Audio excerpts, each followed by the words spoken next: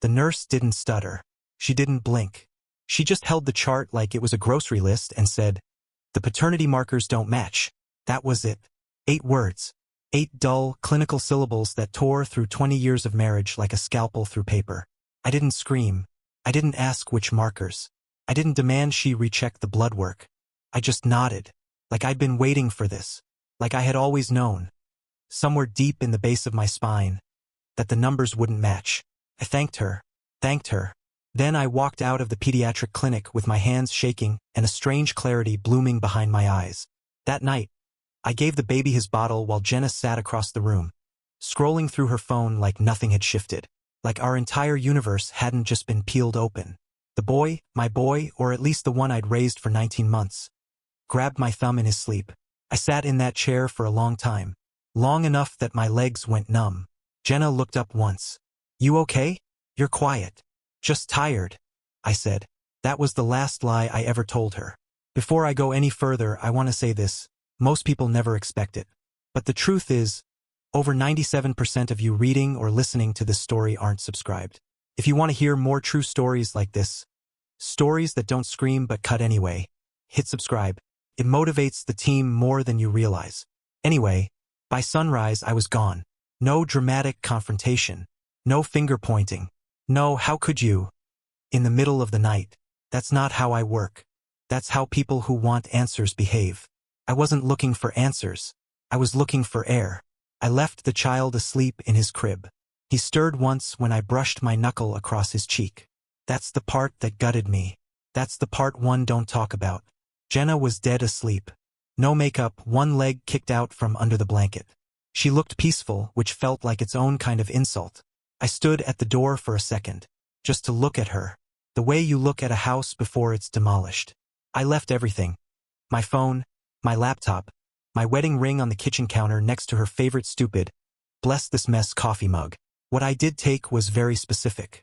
My passport, my birth certificate, the backup drive from the bottom drawer in the office, the one I'd encrypted and forgotten about after switching jobs, a box from the attic, and the pair of boots I bought years ago for hiking trips we never took because she wasn't into mud. I didn't drive. I walked 6 miles to the 24-hour Greyhound terminal, paid in cash, and caught the first bus heading west. Didn't care where it was going. I just needed it to be far. The seat was torn, the air smelled like diesel and cheap air freshener, and the guy next to me was snoring so hard his lips flapped. But I'd never felt more awake. I watched the city slip away behind the smeared glass window. The skyline I helped build, one damn floor at a time. My name was on half those permits. It used to mean something. Jenna wouldn't even realize I was gone until 9 a.m. She'd wake up, check the monitor, maybe call out for me with that irritated, "Where'd you go?" tone she used whenever she needed me to take the trash out or clean up spilled formula. She'd walk into the kitchen, see the ring by the mug, maybe laugh, maybe think I was being dramatic. But then the hours would pass. She'd call my phone, straight to voicemail. She'd text, "Are you mad? Hello?" She'd start to worry around 2 p.m. Maybe by 4 she'd try my mother.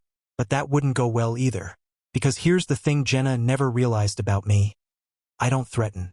I don't bluff. And I don't come back. I had been playing the role of husband, of father, of provider for too long, without ever knowing that I was just a well-dressed extra in someone else's production. And once you see the stage lights, you stop pretending. I didn't disappear to hurt her. I disappeared to find out who I was before her. And I'll be honest. When I vanished that morning, when my boots hit that first stretch of concrete away from our home, I didn't know if I'd ever come back. But I knew one thing for damn sure. I wasn't going to let her find me. Not until I decided she could. That box from the attic. It smelled like dust, insulation, and another life. I hadn't opened it since my father's funeral. And even then, I only tossed it up there because Jenna said it was clutter. Inside were my discharge papers from the Navy, an old Zippo lighter, a black and white photo of my parents on their wedding day, and a spiral-bound notebook with a list of numbers that used to mean something. Some of those numbers still did. The backup drive was the real gem. She never knew about it because she was always too busy claiming every drawer, every shelf, every inch of space in the house as hers. My office became her workout room. My garage corner, her gardening overflow. But that one drawer, bottom left, locked, forgotten. Held a drive that tracked every login credential I'd used over the last decade, every old savings account I'd opened before we merged finances, and a copy of the revocable trust I'd quietly amended 2 years ago. I left the house at 4:37 a.m., not because I needed the early start, but because I knew she wouldn't wake up until 7:15. Jenna's circadian rhythm was as predictable as her Instagram posts. Monday, coffee and mom life. Wednesday, wine and hump day LOL. Sunday, brunch with her friends and the filtered lie of our perfect little life. By the time she got up, I was already through TSA with a one-way ticket I wouldn't use. See, the trick wasn't to take the flight. The trick was to look like I planned to. I left the car in long-term parking with a broken phone on the passenger seat and an airline receipt on the dash. To anyone investigating, it would look like I'd boarded that 6:05 a.m. to Seattle. But I didn't. I walked out of the terminal, circled around to the ground level, and bought a bus ticket using an alias I'd practiced saying in the mirror, Mark Danner, common enough to be forgettable. The driver didn't ask for ID, just smiled and handed me a ticket. Destination: somewhere in the desert, population under 10,000. Perfect. I sat in the back of that bus with the box on my lap and my feet flat on the floor. I didn't sleep. I didn't eat. I just watched the sun come up over the flat horizon and felt nothing. No rage. No sadness. Just the slow thaw of something I hadn't felt in years. Clarity. I passed a town that looked like it hadn't updated its signage since 1987. I marked it in my mind. Maybe I'd stop there. Maybe I wouldn't. The woman in front of me kept turning around like she recognized me. She didn't. Not really.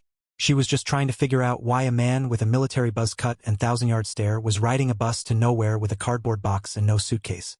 I could have told her I was running from something. But the truth was simpler. I wasn't running, I was shedding. By the third state line, I had deleted every digital trace of myself. The burner phone I activated was cash purchased and unregistered. I logged into an old brokerage account tied to a P.O. box I still technically owned and rerouted funds. I wasn't rich, but I wasn't desperate either. The grief came in waves, sharp, cold, then gone.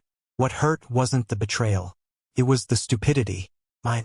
I remembered painting the nursery by hand, building the crib from scratch, standing at that hospital window with tears in my eyes thinking, this is what men are made for. Turns out I was made for something else. Something quieter. No note. No goodbye. No revenge letter carefully printed and placed where she'd find it next to her makeup bag. I wasn't interested in teaching her a lesson. I was interested in disappearing so completely that even the idea of me stopped existing. Her friends would speculate. Her mother would cry. The neighbor with the too tight yoga pants would say something smug like, he always seemed a little intense. And Jenna? She would go from confused to worried to angry to desperate. I didn't care about any of that, because in a storage locker 800 miles away, under a different name, I'd already secured a rental apartment. 1 room, cheap, paid in cash, and a hardware store job that didn't ask too many questions as long as you showed up on time and didn't smell like meth. That first night, I ate a gas station sandwich in total silence. No baby monitor. No echo of Jenna's passive-aggressive comments from across the house. No facade. Just me. It didn't feel like freedom. Not yet. It felt like blank paper. Like the moment before the first line is drawn. I turned off the light and lay on the mattress on the floor, staring at the ceiling. I didn't pray. I didn't plan. I just let the silence spread. To her, I had vanished into thin air. But I hadn't disappeared. I just changed gravity. Jenna's first instinct was control. Of course it was. She assumed I was bluffing. Some midlife man tantrum where I'd sleep at a hotel for a few nights, come back sheepishly, and apologize for overreacting. That's what she told her friends at brunch. I imagine the words rolled off her tongue with practiced indifference. He's just overwhelmed. You know how he gets. Needs space. He'll be back. She even left my plate out at dinner the first 2 nights. Like I was a dog who'd gone missing and might find his way home with the smell of meatloaf.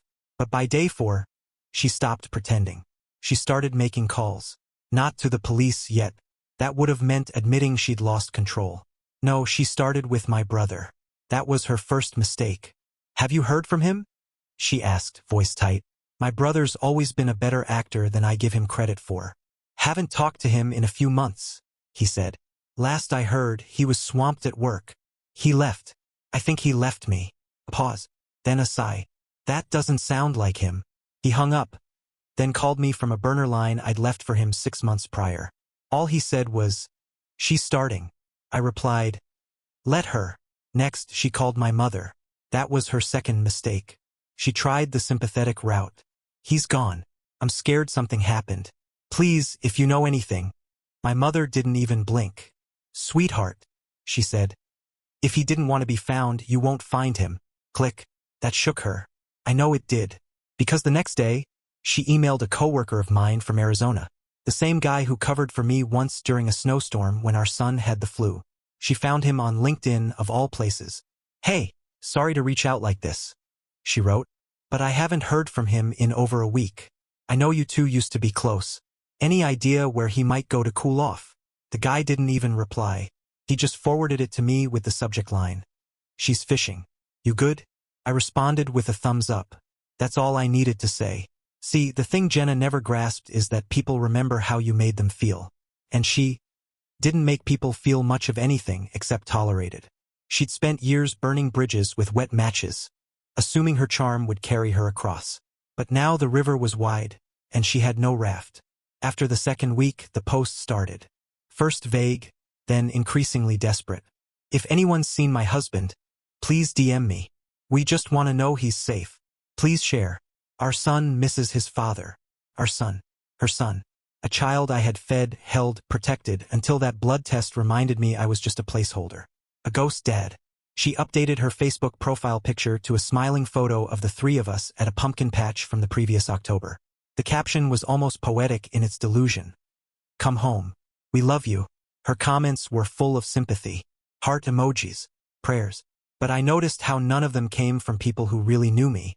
Just acquaintances, neighbors, PTA moms. The ones who thought Jenna was a doting wife and I was the lucky husband. She didn't know the silence wasn't just mine. It was carefully curated. The handful of people who might have had a sliver of an idea where I'd go had long been briefed. I gave them no details, just enough to recognize the signal. "If I ever vanish," I told my brother, "don't look, don't ask. Just know I'm breathing and better off." He nodded once. "Same goes for you, Ma," I told my mother. Her eyes welled up, but she squeezed my hand and said, "Then go be free." I had planted those seeds a year before I left. Not because I expected the test, but because I'd noticed the fractures, the late nights, the odd receipts, the defensiveness wrapped in condescension. "You're just paranoid. It's all your work stress." That's what she told me the night I asked about the extra car mileage. "That's not what you think," she laughed when I found a men's hoodie in the trunk. "You've got too much time on your hands." She smirked when I pointed out the overnight conference she never mentioned on her calendar. But I never argued. I just logged it all. By week 3 of my absence, Jenna finally went to the police. She had to. People were whispering. Her parents were calling. The report was formal. Missing husband. No signs of foul play. Last seen leaving the pediatrician's office. The cops' notes were blunt. No known enemies. Financials in order. Possible voluntary disappearance. She must have been furious. Not because they thought I left, but because they didn't seem eager to find me. When the detective asked for recent photos, she gave them the same pumpkin patch image. She probably cried. She's good at that. What she didn't know was that I wasn't hiding under a rock. I was watching, quietly, carefully, waiting to see what mask she'd wear next. The anxiety hadn't just set in. It had metastasized. She didn't realize I hadn't walked away. I had burned the map. The camera caught her at just the right angle. Smeared mascara, trembling chin, a trembling voice that cracked perfectly on cue. "If you're out there, please just come home. We miss you. I miss you." It aired during the 6 o'clock news on a slow Tuesday. No murders. No school board scandal. Just a local mother pleads for missing husband's return. Cue soft piano music. Cue the shot of our porch. The wind chime she always said was tacky. Now suddenly a symbol of longing. Cue the stuffed bear she posed next to the flower pot. The same bear she once called a dust collector. She played the role of abandoned wife like she was auditioning for an Emmy. And for a minute it worked. People commented, "Poor woman. That child needs his father. I hope he's safe. This is heartbreaking." But here's the thing about pretending for the camera. Eventually, the internet notices the cracks. And Jenna? She never knew how to cover her seams. Within 48 hours, a subreddit popped up. Someone posted screenshots of her Facebook from months ago. Party photos? Beach selfies. One where she wrote, "So thankful for the amazing support I have in my life, clinking glasses, kiss mark, hashtag girls night, hashtag blessed." Just 2 weeks before I disappeared. No mention of me. No trace of concern. Another user found her Yelp reviews. Glowing feedback for a hotel in Palm Springs the same weekend she claimed we were reconnecting as a family. One review stood out. She wrote, "Best couples massage I've ever had. Felt like I was the only woman in the world." A third user, clearly some digital bloodhound, cross-referenced timestamps from her social posts with the official missing person filing.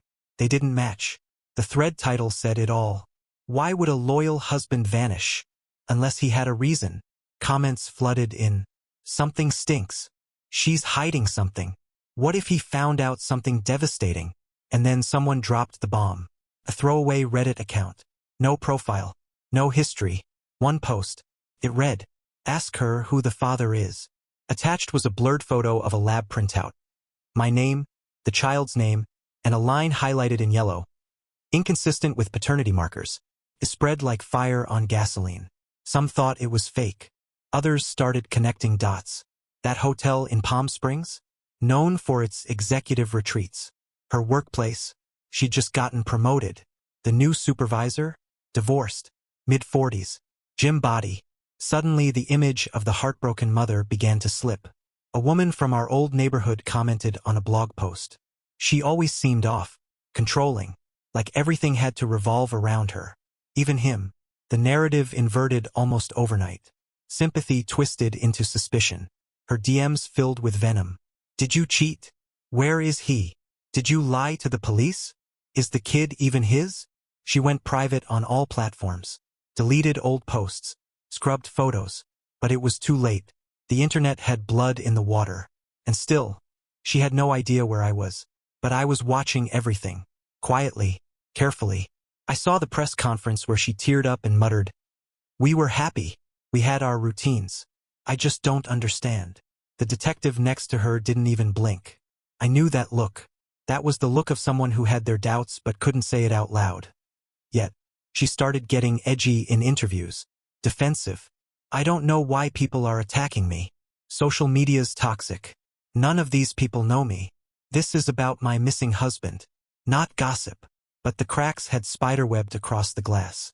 One blogger even wrote a piece titled, "When Victims Lie, the Disappearance of a Husband and the Internet's Sleuthing Machine." She tried to regain control. Posted a selfie with the child. Caption, "He just wants his daddy home. Please stop spreading lies." The comments didn't forgive her. One user posted, "Then tell him the truth. All of it." Another wrote, "Funny, you didn't cry this much when he was here." And beneath it, someone posted the lab photo again. Sharper this time. Less blurred. Clearly leaked from someone with access. Maybe the clinic. Maybe a tech. Maybe someone with a conscience. But it didn't matter who. What mattered was that she was no longer in control of the narrative. She was exposed. On her heels. And for the first time, Jenna was being seen for what she was. Not a victim. Not a widow. But a woman who'd built her house of lies on a foundation she thought no one would ever check. And now the world was watching it sink. When people run, they leave patterns. Breadcrumbs. Receipts. GPS pings. Little digital footprints that eventually lead home, unless they were never left to begin with. Jenna assumed I was sloppy. That under the cool silence and disappearing act, I had slipped somewhere. Used a credit card. Logged into an old email. Renewed my driver's license. Anything. She was wrong. The private investigator she hired was former state police. Mid-50s, divorced, 3 ex-wives, a gut full of bourbon and just enough resentment to make him dangerous. I imagine she found him on one of those whisper networks. Discreet, effective, pricey. His first call was to our old bank. Dead end. The accounts had gone dormant, untouched since the week I vanished. Next stop, DMV. No activity. No renewals. No address updates. My driver's license was now just a plastic ghost in the system. She tried property records. Nothing under my name. Not even a storage unit. She gave him old photos, tax returns, names of relatives. Still nothing. The PI reported back with a 3-word update. He's gone dark. What she didn't know, and what he could never guess, was that I'd spent the last year preparing for this long before the allergy test triggered the final switch. I'd slowly drained every shared account, rerouting funds through a chain of LLCs I created back when I was still her loving husband with too much time on his hands. One for consulting, one for digital services, one purely as a shell to catch misdirected wire transfers. All legal, all clean, all untraceable unless you knew where to dig. I worked under a different name now, nothing exotic, just Dale Harker, part-time at a metal scrapyard, part-time janitor at a warehouse that paid cash and never asked for a W-2. In my free hours, I rebuilt furniture for a retired vet who paid me in envelopes and smoked like a chimney. I taught myself how to weld, grew a beard, ate like a farmer. My apartment was a one-bedroom with no internet and a prepaid flip phone that never left airplane mode unless I had to text the guy with the welding gigs. Every morning I woke at 5:30. Coffee. No sugar. No cream. Just hot and bitter. Like truth. Brick by brick, I rebuilt myself into someone I could stand to be alone with. And somewhere out there, Jenna was unraveling. She made another attempt at my mother. Showed up with flowers this time, and the child in tow like a prop. My mother opened the door, looked her dead in the face, and didn't even glance at the boy. "Please," Jenna said, putting on that soft, broken voice she used when she wanted people to feel sorry for her. "I just want to talk." Woman to woman. My mother stepped outside, pulled the door halfway closed behind her. She stared at Jenna like she was something found under a fridge. "I know you know something," Jenna pleaded. "He wouldn't just leave. Not forever. He would," my mother said, voice low. "And he did." "Why?" My mother stepped a half-inch closer. "Because you tore up his soul and smiled while you did it." Jenna blinked. "And he's not your husband anymore," my mother finished, and shut the door in her face. That part made me laugh when she told me about it later. The click of the deadbolt. The stunned silence on the porch. Jenna standing there holding a sad bouquet of wilted grocery store roses. The PI eventually quit. Too many hours. Too many dead ends. Not enough digital noise to chase. He told her, "Ma'am, either he's dead, or he really, really doesn't want to be found." She started to believe the first part. But she wasn't grieving. She was furious. That's the part people missed. Because Jenna couldn't stand to lose control. She didn't want me back because she loved me. She wanted me back because I'd made a decision without her. She was the director of every script. And I'd gone off book. The media had stopped calling. Her sympathy points had run dry. The child, our shared child, as she liked to say, was growing, asking questions, sensing things. "Where's Daddy?" "He's traveling." "Why don't we call him?" "Because he's busy." Each lie piled on the last, like rotten bricks on a hollow house. And somewhere 1,200 miles away, I was sanding the edge of a broken bench in a sunlit garage, listening to a cassette tape of old blues and watching the dust settle on a life I no longer regretted leaving. She had hit the wall, and every time she threw herself against it, thinking she could break through, she found only silence on the other side. Not because I was hiding, but because I'd already started building the life she never saw coming. For years, that's how long it took for the world to stop whispering her name. Long enough for the gossip to dull, for the sympathy to rot into something sour and forgettable. Jenna moved apartments, switched jobs, rebranded her social media with wellness quotes and pastel brunch photos like she hadn't once stood in front of cameras begging for the return of a man she quietly destroyed. And then one afternoon, she got a message from a number she hadn't saved, but vaguely recognized. It was just a photo, a scan from the back page of Mountain West Trails, a regional hiking magazine no one reads unless they've sworn off city life and learned how to pronounce crampons. A group of volunteers, scruffy, sun-wrinkled faces, all posing in front of a half-repaired trail shelter in southern Utah. Dead center, a tall man, holding a framing hammer, wearing a gray bandana and a navy fleece. It wasn't the face that hit her. The beard was thicker, the jaw broader, the eyes shaded. It was the posture, the way the shoulders curved slightly forward. The tilt of the head, like he was listening for something no one else could hear. Her thumbs trembled as she zoomed in.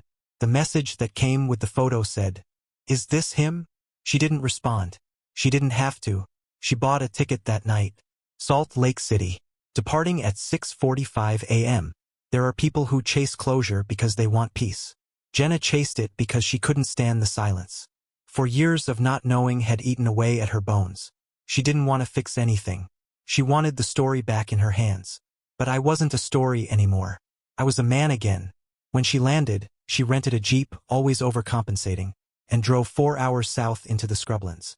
The trailhead was posted in the magazine caption, "Restoration Team at Big Elk Bluff, led by volunteer Dale Harker." She Googled the name. Turned up nothing. No Facebook. No LinkedIn. No wedding registry. But she knew. The name didn't matter. The lines of my face had changed, but not the weight of it. She pulled into the dusty lot near the trail entrance just after noon, her hands clutching the steering wheel like it owed her answers. She saw hikers in the distance coming down in pairs. None of them looked like me, so she waited, and that's when I walked out of the tree line. Hat low, beard thick, carving knife on my belt. The kind of man you'd avoid at a gas station if you were in the wrong part of the country. She froze, her lips parted. She stepped out of the Jeep and stood by the hood, hands twitching like she didn't know what to do with them. "James?" she said, barely a whisper. I didn't flinch. I kept walking. She stepped forward. "James, it's me." I stopped, looked at her, long enough for her knees to buckle a little, because whatever hope she'd carried on that flight, whatever fantasy she'd nursed for 4 years about tearful reunions and second chances, it died right there on that gravel lot. The man in front of her wasn't her husband. Not anymore. He was someone harder, sharper, weathered in all the places she never touched. She stepped closer. "I didn't know. I swear to God. I didn't know." I tilted my head. "About what?" She blinked. "The test. I didn't, he told me. I thought." I raised my hand to stop her. "You thought a lot of things." Silence stretched between us. She stared at the scar on my hand, the one I'd gotten working with a belt sander in the early days. "You look different," she said finally. I smiled without warmth. "I am." Behind us, the rest of the volunteers were unloading supplies. Someone called out, "Dale, need you on the west wall." I nodded, didn't break eye contact, and said to her, "I have work." "Wait," she said, stepping forward. "Please, just 5 minutes. Coffee. Anything." I considered it, not because I wanted to, but because I wanted her to hear what came next. I pointed to the small shelter up the trail. "We break for lunch at 2. You can sit. You can talk. But you don't get to demand anything anymore." She nodded quickly, like a drowning woman handed a rope she doesn't realize is tied to an anchor. As I walked away, I didn't look back. She thought she was close, but she had no idea how far she still was.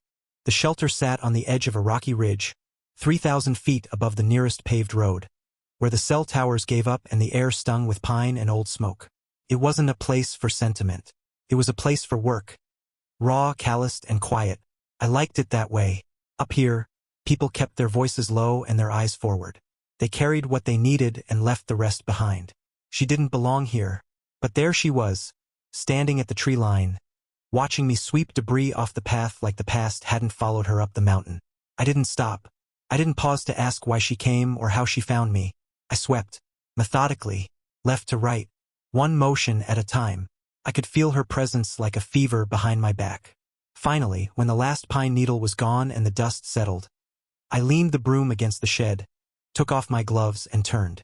She was 10 feet away, arms wrapped around herself like they could protect her from the wind, or from me.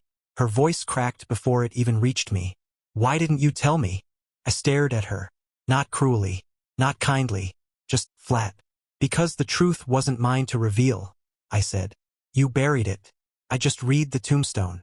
She stepped forward, and for a second I thought she might reach for me. Instead, her hands hung useless at her sides, fists unclenched, palms exposed. "I didn't know," she whispered. "I swear, James, I didn't. He told me it was a scare, that it meant nothing, that it was a lab error." I tilted my head. "Which lie do you believe today?" Tears welled in her eyes. Real this time. Not the performative kind she cried for the cameras or the likes. These were heavier, maybe even honest. "I was scared," she said. "I thought if I told you, you'd leave." "I did." She flinched, hard, like I'd slapped her. I walked past her, toward the ridge, where the view opened up and the wind made everything feel clean. She followed. "I never meant for any of it to happen," she said behind me. "I didn't plan it. I was tired, lonely. You were always working, always buried in your head." I turned back to face her. "You cheated on me?" I said, quiet and plain. Then you lied to me. Then you let me raise a child who wasn't mine because it was easier than owning what you did. And when I found out, when the nurse said those words out loud, you didn't even notice. You kissed me goodnight. Her lip quivered. I was going to tell you eventually. You were never going to tell me, I said. You were going to ride the lie until it either crashed or got old enough to disappear on its own. She broke then. Not gracefully. Not with dignity. She fell to her knees in the gravel, palms scraping on rock, sobbing so loudly the wind itself seemed to hush. I didn't move. I didn't kneel. I didn't offer comfort. I let her cry. When she finally pulled herself together, she sat on a bench under the shelter's overhang, mascara streaked, fingers bleeding slightly from the fall. She looked up at me like I still had something to give. I've tried to fix it, she said. I've been in therapy. I left the job. I don't even talk to him anymore. That's good, I said. But I'm not the reward at the end of your healing. She stared at me. I still love you. I let the silence answer her. Love is a word people like her use when they want to rewind without consequence. When they want you to remember how things felt, not what they were. But I remembered everything. The way she lied without blinking. The way she gaslit with a smile. The way she slept next to me knowing full well she'd detonated the foundation of our lives and just waited to see if I'd noticed the smoke. This place, I said finally, gesturing to the tools, the ridge, the half-finished beams. It's not just a shelter. It's my life now, built from scratch, brick by brick. Without her. I didn't mean her as in Jenna.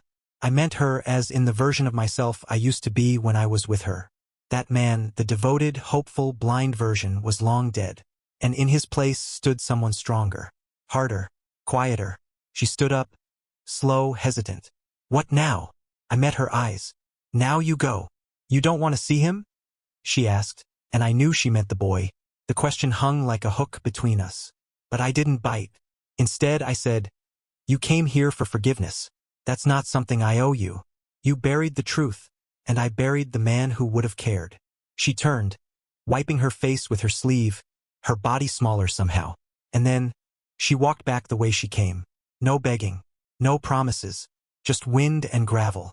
The ridge never echoed footsteps, but I could hear each one of hers like thunder. She showed up at the edge of the campsite just before sunset. Her hair pulled back tight like she was trying to restore order, like if she looked composed enough, the last 4 years would fold themselves back into something manageable. She waited until the others had left, until the rattle of cookware and the flicker of lanterns gave way to that late evening hush you only get in the mountains.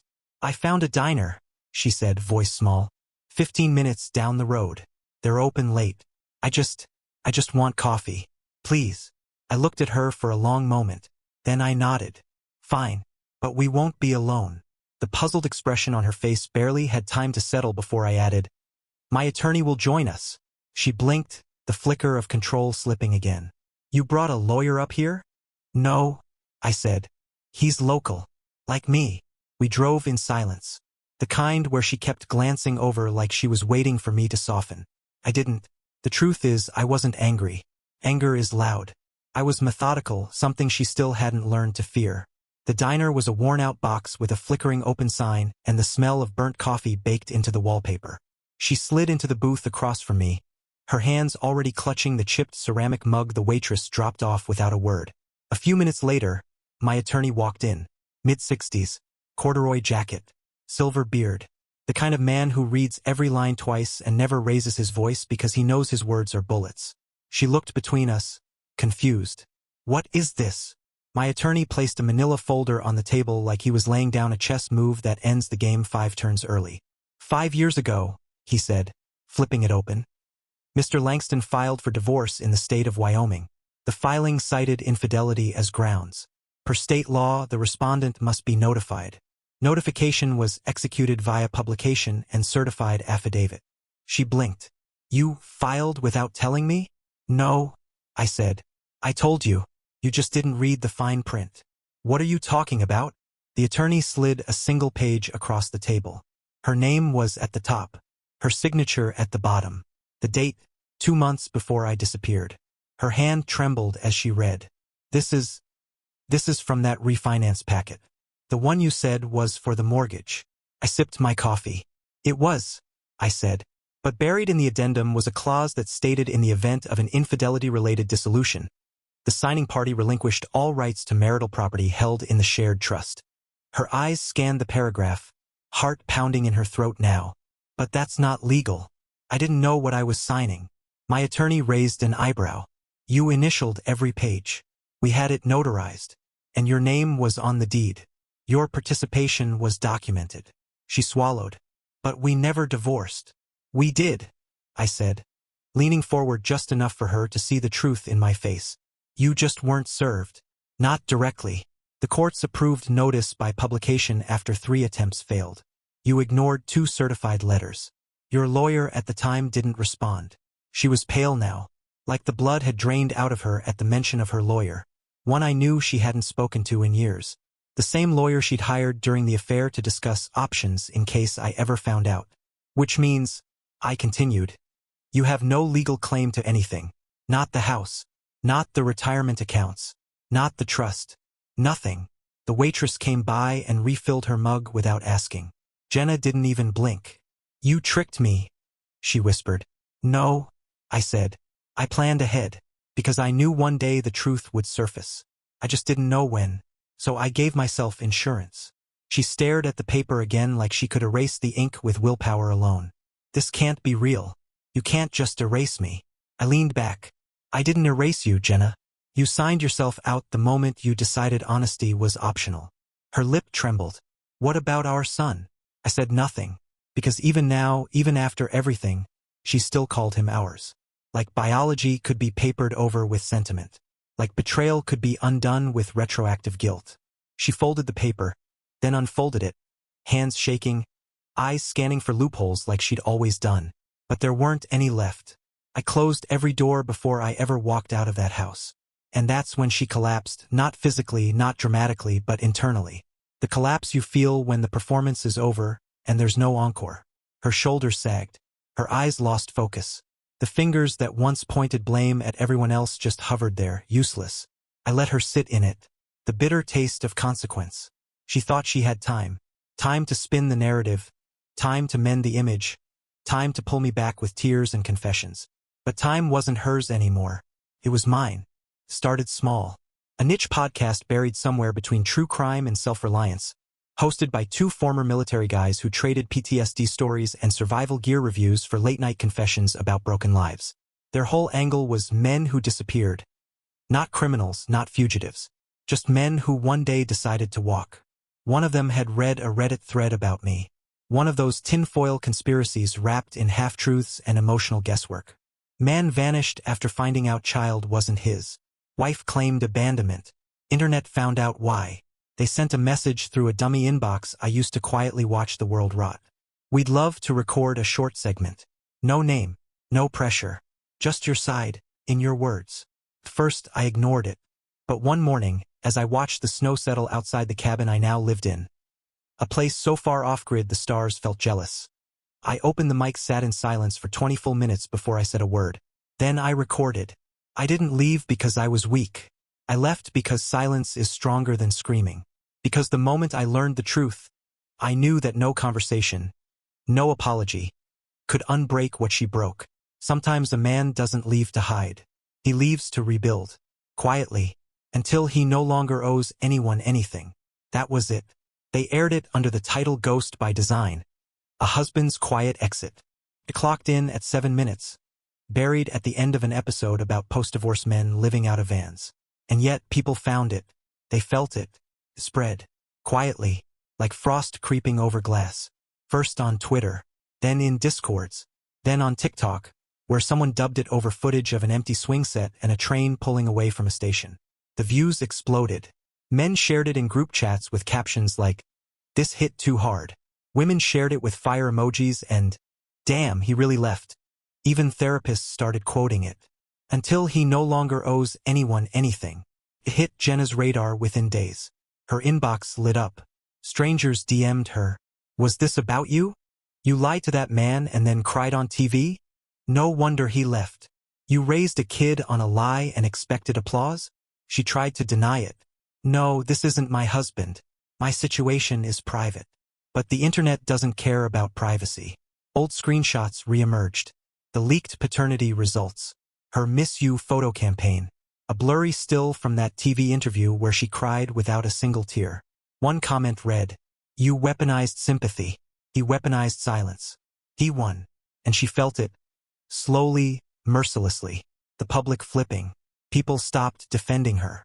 Even her own friends, the ones who used to post praying for your family, now went radio silent. Her wellness posts started getting comments like, "Funny how healing looks when no one's buying it anymore. You going to lie to your followers like you lied to your husband too?" She shut down comments, then deleted old photos, then made her account private. But the damage wasn't digital. It was internal.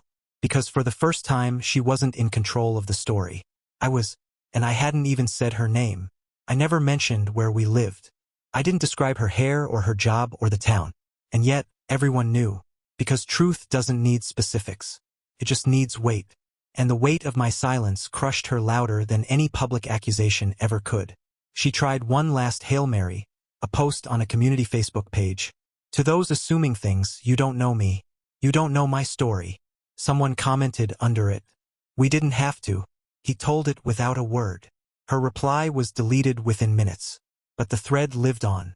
Screenshot. Shared. Immortalized. The world didn't just see what she did. They saw what I didn't do. No screaming. No revenge show. No tell-all book. Just a calm voice on a forgotten podcast, explaining what it means to disappear on your terms. She sat alone in her apartment. Our old couch, the child asleep in the next room, and scrolled through 1,000 reminders that I wasn't coming back. Not because I was cruel, but because I had become untouchable. And there's no panic louder than realizing the man you betrayed is no longer angry. He's simply gone.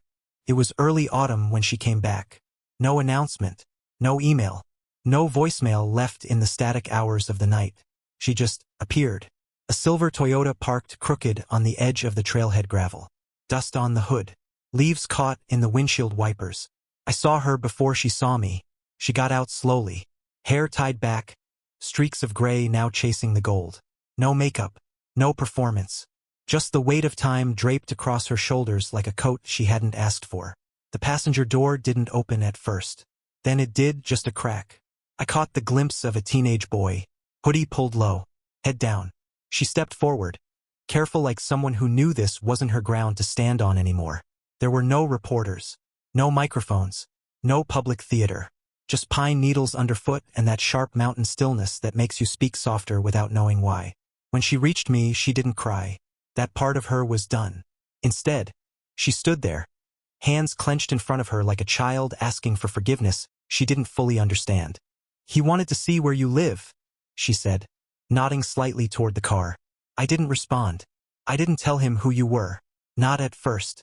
Just said you were someone important to me. But then the podcast, the videos, the comments. He started putting it together. He's smart. You'd be proud. Still, I said nothing. "I've made mistakes," she added. "But I thought maybe, just maybe, if you saw him, if he saw you, you might." She let the sentence die. There was no point finishing it. Then she looked up at me, really looked, into my face, into my silence, and whispered, "Will you ever come back?" I studied her, the lines in her face, the absence of heat in her eyes. Not anger, not love, just erosion, like life had worn her down grain by grain. Then I looked at him, the kid in the car, his face partially visible now, watching us. He had my posture but not my blood. He had my habits, the quiet stare, the stillness, but none of my name. I walked a few steps toward the car, close enough for him to see my face clearly. His hand moved toward the door handle, uncertain. His eyes scanned mine for something, recognition maybe, or permission. I turned back to her, and softly, I said, "I was never the one who left." Her breath caught, just once. No sobbing, no grand collapse, just silence. Deep, honest. She nodded, and for the first time in her life, Jenna didn't argue. As I turned and began walking back toward the ridge, I heard the car door creak open behind me. Footsteps, lighter than hers, hesitant. I didn't look back. I didn't need to, because I knew whatever happened next, whatever that boy decided, whoever he grew into, my part in his story wasn't built on lies. It was built on absence. And sometimes, absence speaks louder than anything. The trees swallowed me back into the path. And somewhere behind me, a boy stood still, watching a man walk away. Not in rage, not in defeat, but in a silence earned the hard way. That was the final question. And my legacy? It wasn't about what I'd taken from her. It was about what she could never take from me again.